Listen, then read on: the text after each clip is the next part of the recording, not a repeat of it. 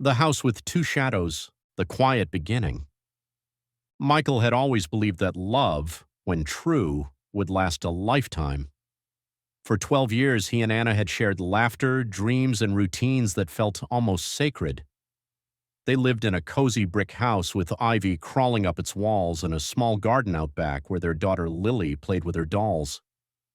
To the outside world, they were the perfect family, but perfect is only a surface. Shadows often hide in the corners no one looks at. Distance in the details. Lately, Anna had grown distant. It wasn't anything obvious at first, just subtle things. She no longer laughed at his jokes, stopped making coffee in the mornings like she used to. She started locking her phone. She stayed late at work more often. Michael asked her once, "Is everything okay?" She smiled too quickly.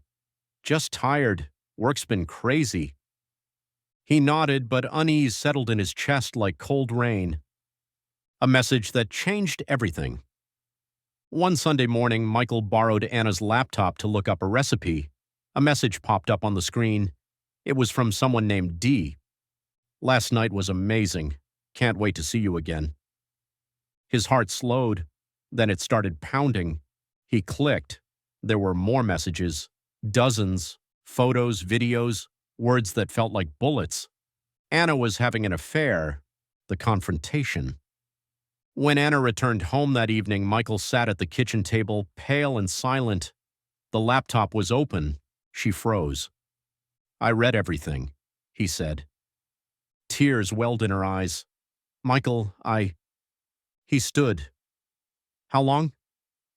"A year," she whispered. "A year," he echoed, voice cracking.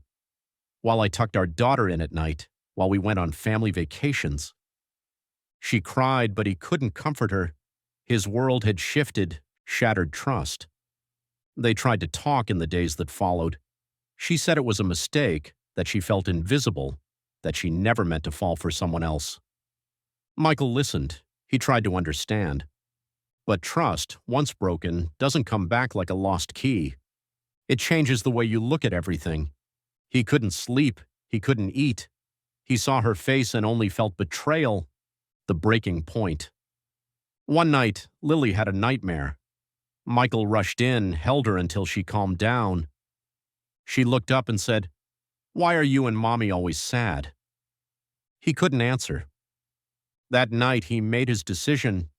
He wrote a letter and left it on the table for Anna. "I can't stay, not because I don't love you, but because I've forgotten how to trust you. And without trust, love is just a memory." Separation. He moved into a small apartment across town. He and Anna agreed on shared custody. Lily asked why he wasn't coming home. He said, "Sometimes grown-ups make mistakes, and sometimes love needs space to heal." Anna tried to apologize again. He forgave her with words, but not with his heart. He wasn't angry anymore, just hollow. Life after the storm. Months passed. Michael focused on Lily, on work, on slowly finding joy again. He started therapy. He learned that pain doesn't vanish, it transforms. Anna tried to mend herself too. She ended the affair. She changed jobs, but they never found their way back to us. Looking back, looking forward. A year later, they met at Lily's school play. They sat side by side in silence. When Lily looked into the crowd and saw them both, she smiled. For her, they were still a family in some way. Michael looked at Anna and felt a flicker of what once was. He smiled back. Not out of love, but peace. The house with two shadows. The house they once shared stood quiet now, sold to another family. But in Michael's heart, it remained a house with two shadows, one of love, one of loss. And though the pain still lingered, it taught him something vital. Love is not perfect. People are not perfect. But truth matters. And sometimes letting go is the only way to begin again.